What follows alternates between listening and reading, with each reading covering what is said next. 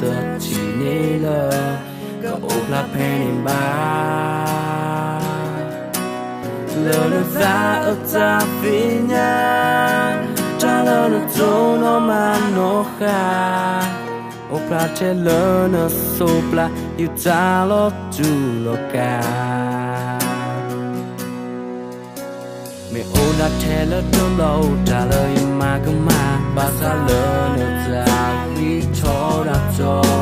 chân lo mà nó không lo ta e to khó bơ nhau mình ta đi ý ở bên nó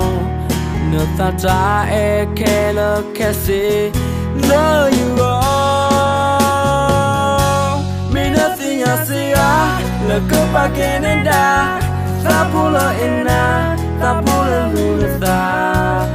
pe ta phụ y ôm mà lỡ ta số mô mình đã xin nhà xì lỡ ta cứ nhỏ nên đà ta phụ lỡ ena ta phụ lỡ na bờ na pe ta phụ y ôm mà lỡ ta tu ba ở khá si lơ e he he ba ne cho bu lơ bận ra ba thuê ba mươi nữ lơ nữ sa o mà nữ o ne da sa bu lơ e na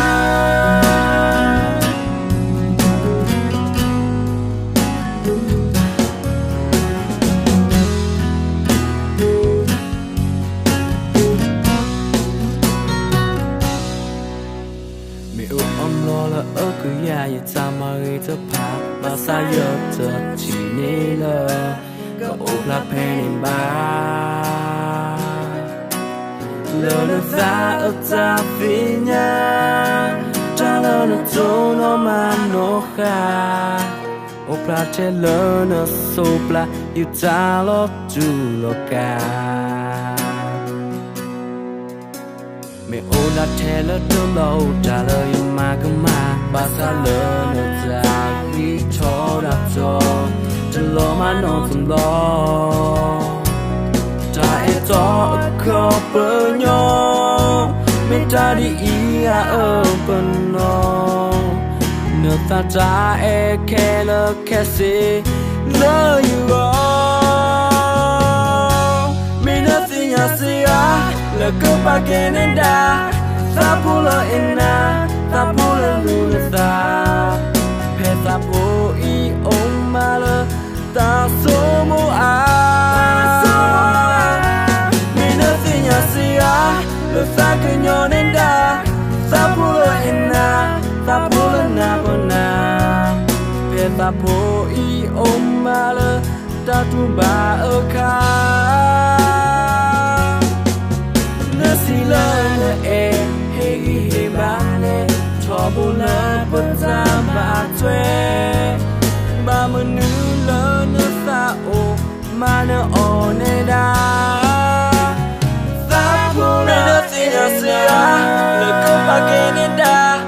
sa bu lơ ena sa bu lơ lu sa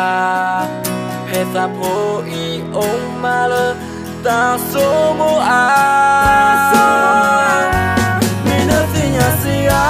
lỡ ta cứ nhỏ nên đà ta phụ lỡ ena ta phụ lỡ na bờ na